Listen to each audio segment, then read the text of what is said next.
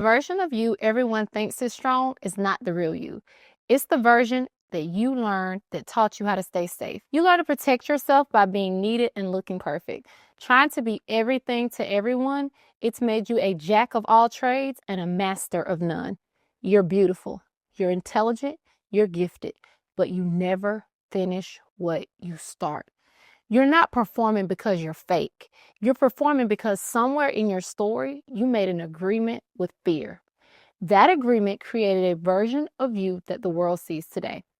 Disappointment and heartbreak caused you to choose fear instead of fighting in faith.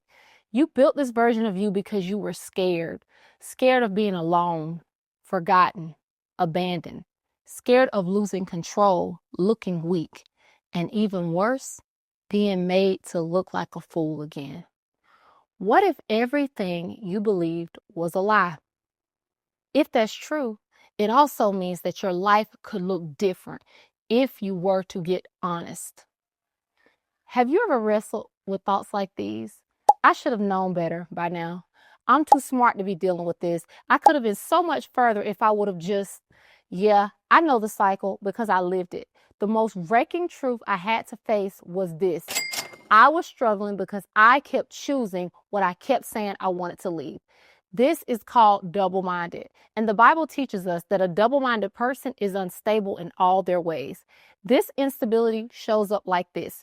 You say you want clarity, but you cling to chaos because it's familiar. You say you want peace, but you refuse to sit with the very feelings long enough to discover the habits that break your peace. And then here's the truth you need to admit out loud. I self-sabotage because deep down, I don't believe I deserve real love. Say this until it loses its power. I self-sabotage because I don't believe I deserve. Every time you ignore the truth about someone, every time you overstay in a relationship, every time you tolerate behavior that makes you question your worth, the little girl inside you renews the same toxic contracts. I need to perform to be chosen. I need to prove my worth. Somewhere in your life, chaos felt safer than peace. You learned to compete for attention instead of receiving love. Your life experiences has taught you how to survive and not to belong. All of it is a lie that you've lived inside for years. And today we are exposing that lie and we're breaking the 4 agreements you built so you can rebuild your life from truth. This is Girl in Her Bible podcast, where we don't just talk about the word, we live it. I'm Pastor Amber, and if you're tired of surface level faith and ready for raw, real transformation, you're in the right place. Here we go beyond understanding biblical truths, we apply it, we walk it out. We break strongholds that religion ignored and trauma normalized. This is where cycles break, women rise, and faith becomes a lifestyle. So take a breath, open your heart, because we're going deeper. Let's get into it. Agreement 1. I am only safe when I'm needed. This agreement has turned you into everybody's rescue. This is why everybody's emergency becomes your responsibility. It's the reason you overextend, overlove, overgive, and overdo everything. You don't just help. You drain yourself for people who will never pour back into you. And the truth this agreement has left you with is made you feel unloved. It's made you feel like a slave instead of a person. You don't feel chosen, you feel used because you show up for everybody. Nobody shows up for you. To survive this, you become emotionally numb. You stop believing that good people exist. You question if you'll ever find real community and genuine connections. You believe the kind of love that you give is too good to be returned, so you settle. You subscribe to people's dysfunction, ignore the red flags because patterns feel familiar. You see the cycle, you see the truth, you see the evidence, but you still keep believing the lie that people are more than what they consistently show you. And yes, people will say, don't give up on them. God can change anybody. And while all of that's true, God can change anybody, but only when they are ready to face their own issues. Your overgiving does not change people. Your overloving will not heal them. Your rescue does not transform people. As long as you keep this contract alive, you will become bitter. You will resent the heart that God gave you. You will become hardened by life. So think about the people that came to mind as I'm talking about this. Those are the people you've been doing this for.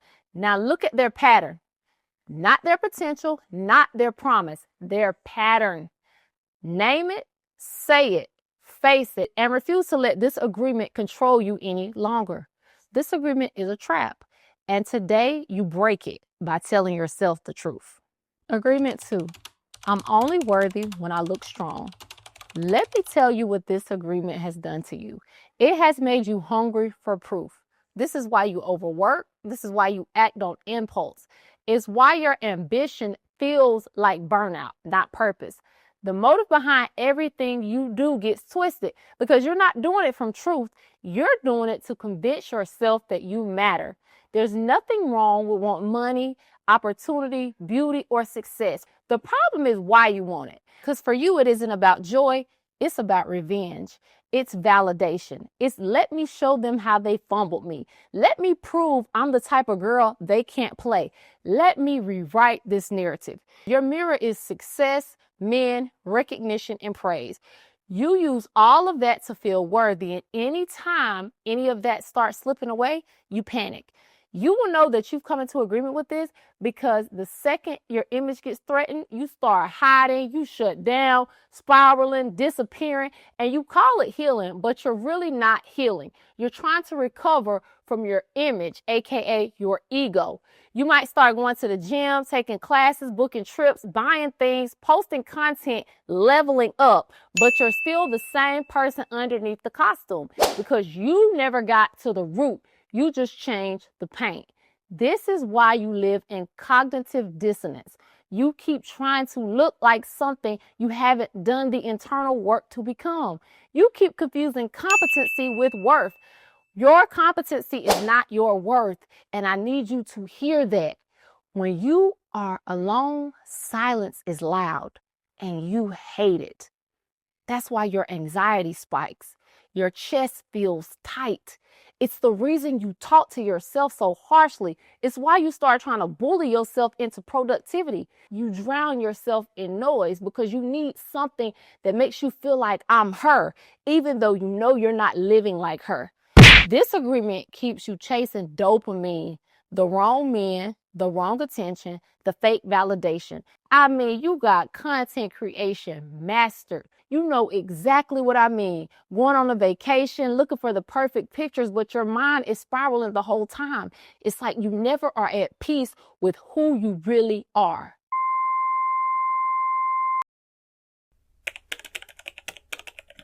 If you really want to change, you're going to get in the closet by yourself and you're going to sit there and you turn off the lights. Now, if that's too scary for you, baby, just keep the lights on. But I remember when I did this, I was low. I remember thinking, not the girl that reads 25 books a year. I just keep getting this wrong. Not Miss Motivational Speaker that has it all together and can teach women and do all these coaching programs. Not her, still getting played by men, still picking the wrong type of man, still struggling to keep her boundaries in place. Not her. And I really got sick of myself. I got sick of lying to myself because I built this big alter ego to protect the parts of me that never felt good enough, never felt worthy enough. And I thought that if I became more competent, if I learned more, if I studied more, I could finally master it. But that's pride. Proverbs 16 and 18 teaches us that the pride always goes before the fall. And my pride gave me false illusion. It made me think I was something that I wasn't. Because if you're all of this, why do you keep getting played? Why does this keep happening? Why are you continuing to waste these years of your life? It made me think I was in control when I was actually totally out of control. I was spiraling. I needed to feel dopamine. I needed to feel good energy, good vibes to make me feel like I was on the right path. I got really honest with God. I said, here I am, my stupid, my dumb self. I don't know what I'm doing. The game that I think I'm playing, it keeps getting played on me. And it's like you get that honest, y'all. I kept wasting years, kept building these businesses with systems. Yes, I was making money, but something felt missing. I was hitting my financial goals, but it still wasn't fulfilling. And what I learned was it never had anything to do with a dollar amount. It had to do with the agreements that I was making with myself.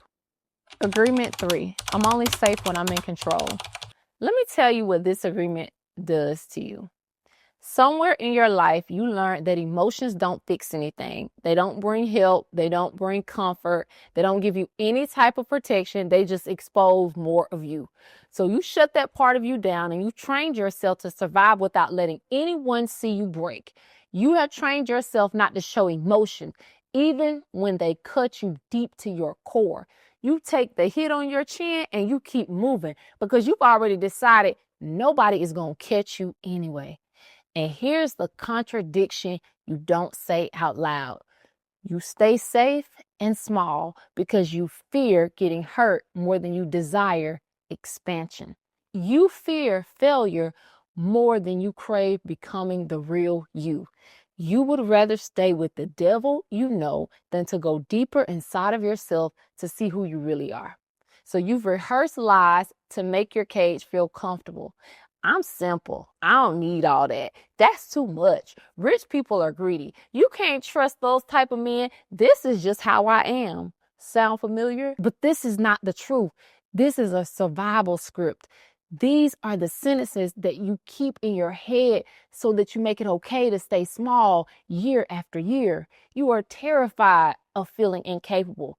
You do not want anybody to see you incompetent. You already created a picture in your mind of what failure looks like, and you decided, I'll just avoid that altogether. Say this out loud with me so that it breaks off of you. Avoiding failure is failure. I never fail. I always learn. You might need to pause that and say it again, but this is how you break that agreement. And here's the spiritual truth. Anytime God wants to move somebody, he never gives them the details. He told Abraham, go to a place and I will show you. Okay, what that mean? Who coming? What we doing? God requires faith in action, stepping without knowing everything. You got to move without proof. And the next level of your life requires the same thing. You are going to have to jump without a blueprint. You're going to have to go and stop trying to manipulate the outcome.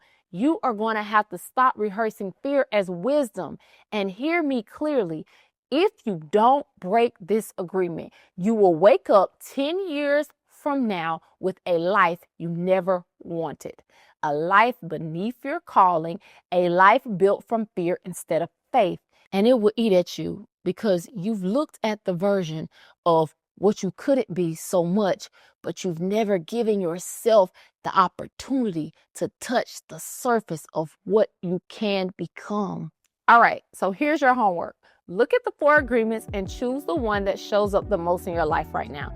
Then ask yourself, what is the step I've been avoiding that I need to take this week? If you want to start the conversation, I want you to write this in the comments because this is how you hold yourself accountable and this is where we build community. So I want you to put in the comments, the agreement that showed up for me was blank and fill it in with whichever one it was. Share this video with a woman that you care about so she can finally see the truth in herself. And I'll see you next week for part 3. This is where you learn what it looks like to walk into your called identity, the one that gives you clarity, discipline, structure, and the confidence to hear God, follow him, and actually build the life that he designed for you from the beginning. I'll see you next week right here on Girl and Her Bible.